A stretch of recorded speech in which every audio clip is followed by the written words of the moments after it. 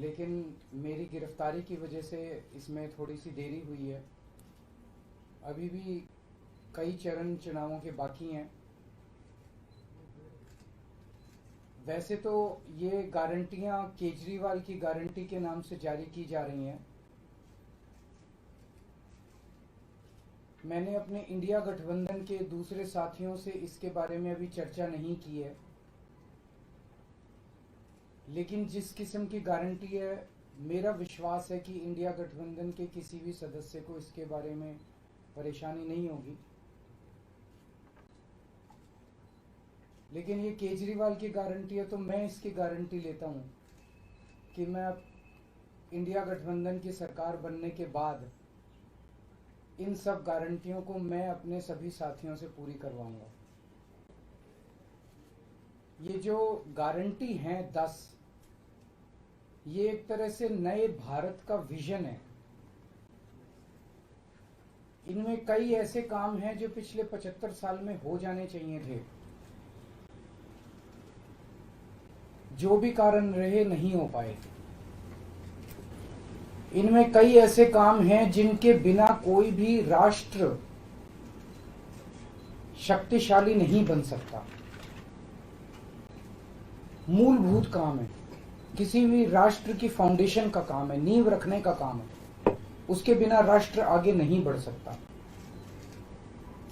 उन कामों को युद्ध स्तर के ऊपर अगले 5 साल के अंदर पूरा किया जाएगा। इसमें वो गारंटियां हैं जो इस देश के लोगों को महंगाई और रोजगार से छुटकारा दिलाएंगी, उन लोगों को रिलीफ दिलवाएंगी। आजकल देश में मोदी की गारंटी की भी चर्चा चल रही है। मोदी जी की पुरानी गारंटियों के बारे में मैं थोड़ा सा नजर डालना चाहूंगा। जनता तय कर लेगी कि मोदी की गारंटी पे विश्वास करना है कि केजरीवाल की गारंटी पे विश्वास करना है। मोदी जी ने गारंटी दी थी 15 लाख रुपए हर एक के अकाउंट में जमा कराएंगे, वो उन्होंने नहीं कराए। मोदी जी ने गारंटी दी थी हर साल 2 करोड़ रोजगार तैयार किए जाएंगे, वो उन्होंने नहीं किए। मोदी जी ने गारंटी दी थी स्वामीनाथन रिपोर्ट लागू करके उसके हिसाब से किसानों को फसलों के दाम दिए जाएंगे, उन्होंने प्रधानमंत्री बनने के बाद इसको खारिज कर दिया कि मैं नहीं करूंगा। मोदी जी ने गारंटी दी थी कि 2022 तक किसानों की इनकम डबल हो जाएगी, वो नहीं की उन्होंने। मोदी जी ने गारंटी दी थी कि 2022 तक इस देश के हर घर के अंदर 24 घंटे बिजली का इंतजाम किया जाएगा। आज भी देश के कोने कोने तो छोड़िए, देश के कई शहरों के अंदर बिजली के लाले पड़े हुए हैं, बिजली के बड़े बड़े लंबे लंबे पावर कट लगते हैं। मोदी जी ने गारंटी दी थी कि 15 अगस्त 2022 तक साबरमती और बॉम्बे के बीच में बुलेट ट्रेन चालू की जाएगी। अभी तक बुलेट ट्रेन का दूर दूर तक कोई नामो निशान नहीं है। मोदी जी ने गारंटी दी थी 100 स्मार्ट सिटीज बनाई जाएंगी। अब तो शायद ये प्रोजेक्ट ही खत्म हो गया, कोई स्मार्ट सिटीज। इस तरह की ढेरों गारंटी दी थी जो कि कोई गारंटी पूरी नहीं हुई। इसके पहले जब जब चुनाव आए, केजरीवाल ने गारंटी दी थी दिल्ली में और पंजाब में बिजली मुफ्त करेंगे, हमने बिजली मुफ्त कर दी। हमने गारंटी दी थी बिजली 24 घंटे करेंगे, हमने बिजली 24 घंटे कर दी। हमने गारंटी दी थी शानदार स्कूल बनाएंगे, हमने बच्चों की शिक्षा के लिए शानदार स्कूल बनाए। हमने गारंटी दी थी मोहल्ला क्लिनिक बनाएंगे, हमने जितनी गारंटी दी थी सारी गारंटी पूरी की। तो एक तरफ है मोदी की गारंटी, एक तरफ है केजरीवाल की गारंटी। मोदी की गारंटी का हम देख चुके हैं कि मोदी की गारंटी यकीन करने का लायक नहीं है। और अब तो अगली साल चूंकि मोदी जी रिटायर होंगे, तो उनकी रिटायरमेंट के बाद मोदी की गारंटी कौन पूरी करेगा, इसका भी कोई वो नहीं है। और केजरीवाल की गारंटी, केजरीवाल यही है, कहीं नहीं जा रहा, तो केजरीवाल की गारंटी पूरी करने की गारंटी केजरीवाल लेता है। 10 गारंटी क्या है, मैं एक एक करके बताता हूं। सबसे पहली गारंटी है देश के अंदर 24 घंटे बिजली का इंतजाम करेंगे। कैसे करेंगे? हमारे देश में 3 लाख मेगावाट बिजली प्रोड्यूस करने की क्षमता है, कैपेसिटी है। देश की पीक डिमांड, गर्मियों के अंदर पीक डिमांड, देश की सबसे ज्यादा डिमांड होती है 2 लाख मेगावाट। तो आज हमारा देश जितनी बिजली पैदा कर रहा है, पैदा कर सकता है, जितनी डिमांड है उससे कहीं ज्यादा बिजली पैदा करने की हमारी क्षमता है। लेकिन मेरे घर के अंदर फिर भी पावर कट लग रहे हैं। क्यों? मैनेजमेंट खराब है।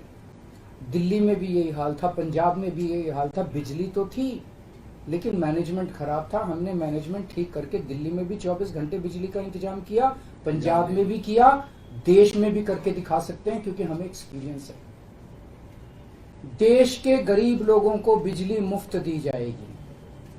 दिल्ली में करके दिखाई, पंजाब में करके दिखाई, पूरे देश के अंदर फ्री कर सकते हैं। 1.25 लाख करोड़ रुपए का खर्चा आएगा। एक ही कैलकुलेशन करके लाया हूं मैं हवा में गारंटी नहीं देता। केजरीवाल की गारंटी एक ब्रांड है मार्केट के अंदर। अगर हम कुछ बोलते हैं तो वो पूरी करते हैं। तो 1.25 लाख करोड़ रुपए का खर्चा आएगा। 1.25 लाख करोड़ रुपए हम इंतजाम करेंगे। 1.25 लाख, उसके अंदर पूरे देश के गरीबों को 200 यूनिट बिजली मुफ्त मिल सकती है। आज भी हमारे देश के गरीब लोगों को ये बिजली की पहली गारंटी थी। दूसरी गारंटी है शिक्षा की।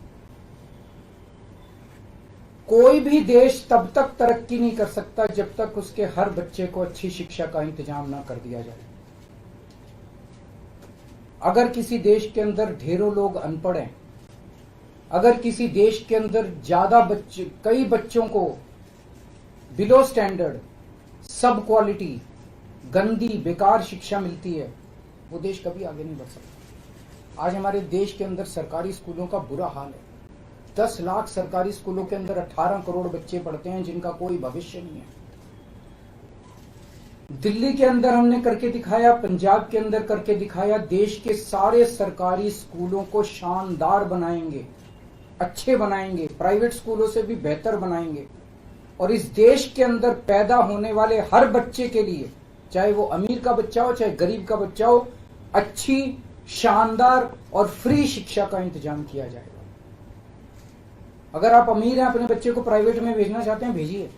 लेकिन आप अगर सरकारी स्कूल में अपने बच्चे को भेजते हैं तो प्राइवेट स्कूल से किसी 1% भी कम नहीं होगी उस शिक्षा की क्वालिटी। ऐसी शिक्षा का इंतजाम गांव-गांव के कोने-कोने, देश के कोने-कोने में अच्छी शिक्षा का इंतजाम करेंगे। दिल्ली में किया, पंजाब में किया, हमें करना आता है, हमारी नीयत है। ये काम आजादी के वक्त हो जाना चाहिए था लेकिन नहीं हुआ। देर आए दुरुस्त आए, आजादी के 75 साल बाद भी हो गया तो बहुत अच्छी बात है। इस काम को करने के लिए 5 लाख करोड़ रुपए लगेंगे। 2.5 लाख करोड़ रुपए केंद्र सरकार देगी, 2.5 लाख करोड़ रुपए राज्य सरकार देगी। हर साल 5 साल में हर साल 50,000 करोड़ रुपए का खर्चा आएगा केंद्र सरकार को। 50,000 करोड़ तो कुछ भी नहीं है। अगर 50,000 करोड़ रुपए सालाना खर्चे में मेरे देश के बच्चा अगर 18 करोड़ बच्चों को अच्छी शिक्षा मिल जाए, इससे अच्छा और क्या हो सकता है। तीसरा, स्वास्थ्य। अगर मेरे देश की जनता स्वस्थ होगी, बीमारी नहीं होगी, तो देश तरक्की करेगा। पढ़ी लिखी जनता होगी, स्वस्थ जनता होगी, तो ये 140 करोड़ लोग ही तो इस देश को आगे ले जाएंगे। कोई एक प्रधानमंत्री थोड़ी देश को आगे ले जाता है, जनता आगे ले जाती है। तो सब लोगों को अच्छे इलाज का इंतजाम करेंगे। आज अगर किसी को के घर में कोई बीमार हो जाए, बड़ी बीमारी हो जाए, सरकारी अस्पतालों का बुरा हाल है पूरे देश के अंदर और प्राइवेट वालों ने लूट मचा रखी है। पूरे देश में कोने कोने में, हर गांव में, हर मोहल्ले में मोहल्ला क्लिनिक खोला जाएगा। शानदार डिस्ट्रिक्ट हॉस्पिटल जितने हैं उनको मल्टी स्पेशलिटी बना के उनको शानदार प्राइवेट हॉस्पिटल्स की तर्ज पे बनाया जाएगा। और इस देश में पैदा होने वाले हर व्यक्ति का पूरा इलाज मुफ्त होगा, इंश्योरेंस के आधार पे नहीं होगा। ये बहुत बड़ा स्कैम है। जितनी सरकारी, राज्य सरकारें, केंद्र सरकार इंश्योरेंस आधारित जो स्कीम बनाती हैं, ये सब बहुत स्कैम है इंश्योरेंस कंपनीज के साथ। हम इंफ्रास्ट्रक्चर क्रिएट करेंगे, कोने कोने के अंदर, गांव गांव के अंदर इंफ्रास्ट्रक्चर क्रिएट करेंगे, हेल्थ इंफ्रास्ट्रक्चर क्रिएट करेंगे, अस्पताल बनाएंगे, मोहल्ला क्लिनिक बनाएंगे, ताकि लोग वहां जाके अपना इलाज करा सकें। और सबका इलाज मुफ्त होगा, चाहे अमीर हो चाहे गरीब हो। इसके लिए भी 5 लाख करोड़ रुपए का खर्चा आएगा। 2.5 लाख करोड़ राज्य सरकार देगी, 2.5 लाख करोड़ केंद्र सरकार देगी। 5 साल के अंदर 5 लाख करोड़ रुपए, हर साल 50-50 हजार करोड़ का खर्चा आएगा। राष्ट्र सर्वोपरि हमारी चौथी गारंटी। चीन ने हमारे देश की जमीन पे कब्जा कर लिया। हमारी केंद्र सरकार से जब भी पूछा जाए वो कहते हैं कोई नहीं आया, कुछ नहीं हुआ। सब जानते हैं, पूरी दुनिया जानती है, सैटेलाइट का जमाना है, सबके पास तस्वीरें हैं कि किस तरह से चीन ने हमारी सरजमी के ऊपर घुस के और उसके हमारी जमीन के ऊपर कब्जा कर लिया। जुठलाने से समस्या का समाधान नहीं होगा, लोगों से छुपाने से समस्या का समाधान नहीं होगा। हमारे देश की सेना के अंदर बहुत ताकत है। हमारे देश की सेना को एक बार इजाजत तो दीजिए, उसको स्वतंत्रता तो दीजिए काम करने की। वो देखिए आपको जीत के लाती है। तो हमारे देश की जितनी जमीन पे चाइना ने कब्जा किया हुआ है, उस जमीन को चाइना के कब्जे से छुड़वाएंगे। इसके लिए एक तरफ डिप्लोमेटिक लेवल पे एफर्ट्स किए जाएंगे और सेना को पूरी स्वतंत्रता दी जाएगी कि वो इसके बारे में जो कदम उठाना चाहे कदम उठा सकती है। सेना को आज जो रोका जा रहा है वो रोका नहीं जाएगा। आज हमारी ये अग्निवीर योजना जो है कि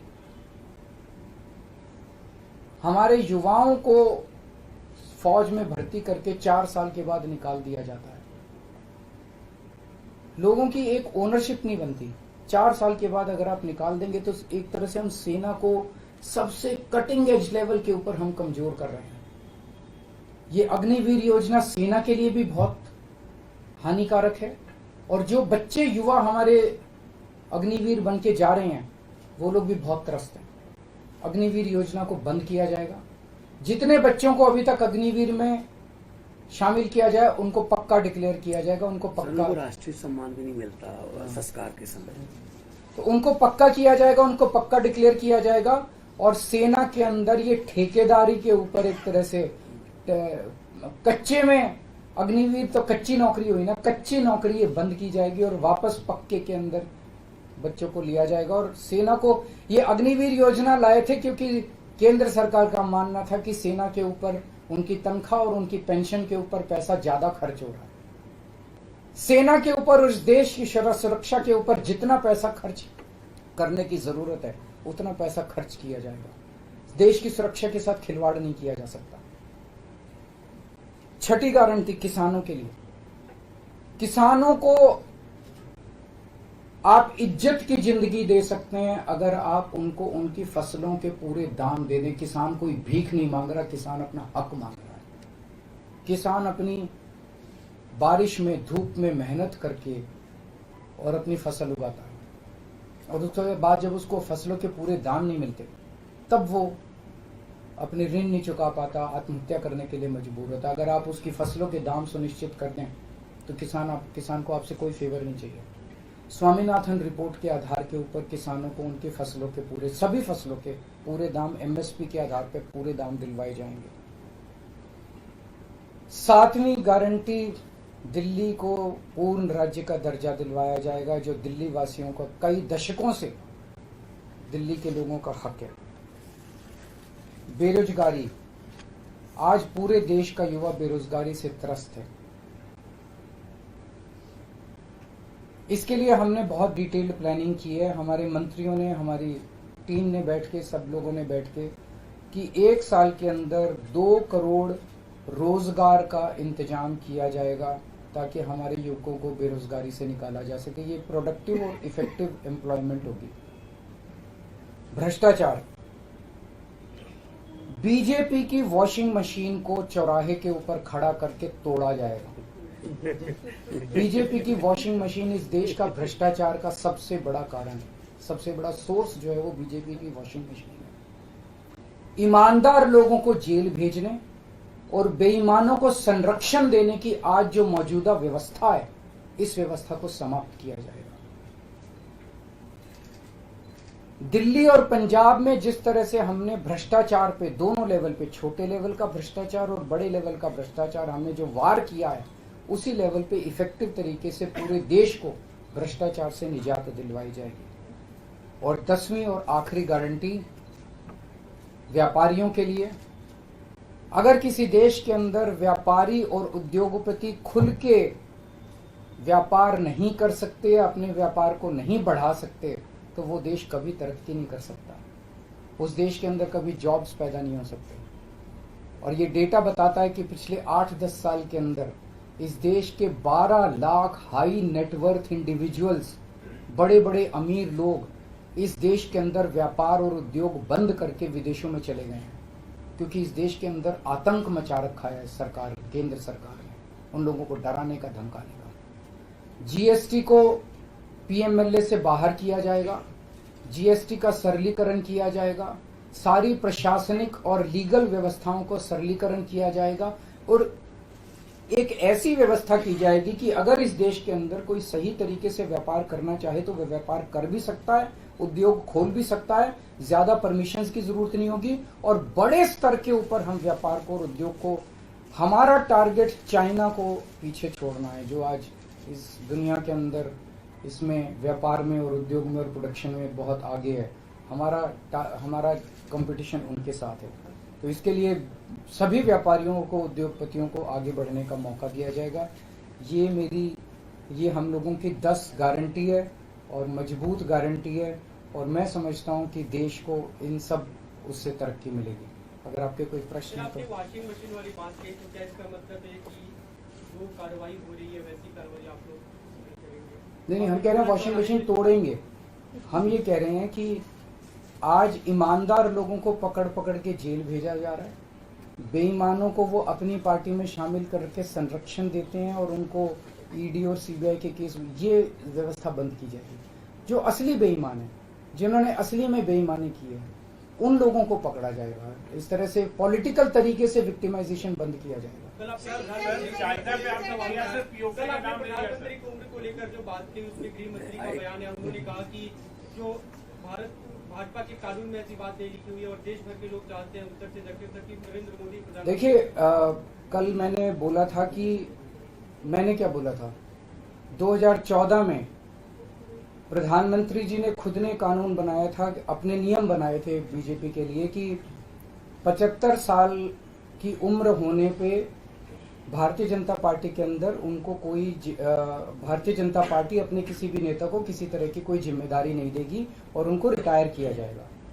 उस नियम के आधार पे आडवाणी जी को रिटायर किया गया, मुरली मनोहर जोशी जी को रिटायर किया गया, सुमित्रा महाजन जी को रिटायर किया गया, यशवंत सिन्हा जी को रिटायर किया गया, रीता बहुगुणा जोशी जी को रिटायर किया गया, संतोष गंगवार जी को, कई लोगों को रिटायर किया गया, यशवंत सिन्हा जी को रिटायर किया गया।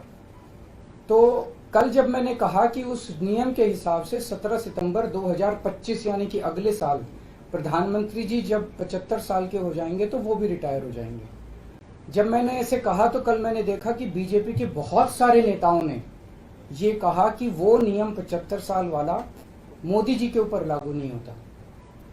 तो मैं समझता हूं कि जब भी ऐसा कुछ होता है, जब किसी पार्टी के सबसे बड़े नेता के ऊपर कोई टिप्पणी की जाती है तो जाहिर तौर पे उनकी पार्टी के लोग उनको उनके समर्थन में बोलते हैं। लेकिन मैं समझता हूं कि प्रधानमंत्री जी ने कुछ नहीं बोला। अभी उनकी पार्टी के नेता कह रहे हैं कि नहीं, हम उनको रिटायर नहीं होने देंगे, ये उनकी भावना है, उनके पार्टी के नेताओं की भावना है।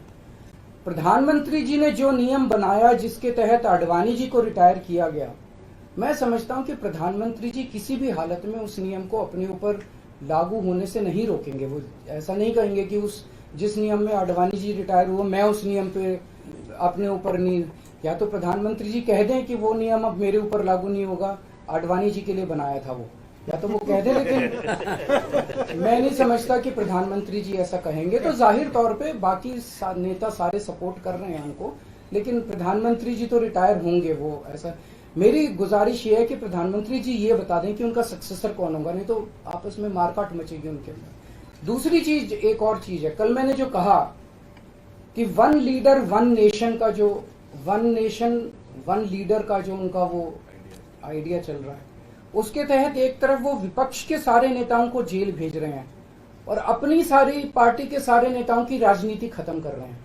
शिवराज सिंह चौहान जी की, वसुंधरा राजे की, डॉक्टर रमन सिंह को राजनीति से गायब खत्म कर दिया, खट्टर साहब को कर दिया, और अब जब मैंने जनता से पूछा, सारी जनता बोली योगी जी का अगला नंबर है। तो कल इनकी पार्टी के सारे नेताओं ने मोदी जी के लिए तो कहा कि मोदी जी पे 75 साल वाला लागू नहीं होगा, लेकिन एक भी नेता ने ये नहीं कहा कि योगी जी को नहीं हटाया जाएगा। तो एक तो ये पक्की हो गई पिछले 24 घंटे में बात कि अगले 2 महीने के अंदर योगी जी को उत्तर प्रदेश के सीएम से हटाया जा रहा है। इस देश के बच्चे बच्चे की जुबान पे ये था कि योगी जी को अगले 2 महीने में चुनाव जीतते ही ये लोग हटाएंगे। तो ये बात तो कल पक्की होगी कि योगी जी को हटाया जा रहा है। सर, आपने अक्साई चीफ का नाम लिया, पर पीओके का नाम नहीं लिया। पीओके पे क्या रणनीति रहेगी आम? बिल्कुल, वो इसका हिस्सा है, भारत का हिस्सा है, उसको भी वापस लेके रहेंगे। आप पीएम की गारंटी के सापेक्ष अपनी गारंटी लाए हैं, आपने अपने कुलीग से भी बात नहीं की। सबसे बात करके लाया हूं मैं। नहीं, जो इंडिया अलायंस है आपको नहीं, मैं सहमत हूं, मैं उसके लिए माफी मांगता हूं। मैं इंडिया अलायंस के सभी पार्टनर से, क्योंकि समय कम था, चुनाव आधा बीत चुका है, मैं माफी मांगता हूं उनसे। लेकिन मैं समझता हूं कि स्कूल खोलने पे, अस्पताल खोलने पे उनको आपत्ति नहीं होनी चाहिए, और मैं समझता हूं उनसे जब गारंटी है आपकी, तो क्या लगता है कि चुनाव बाद अगर इंडिया गठबंधन आता है तो आपकी पीएम पद के लिए ना मैं पीएम पद में, लेकिन जो भी सरकार बनेगी उस सरकार से मैं करवा के लाऊंगा।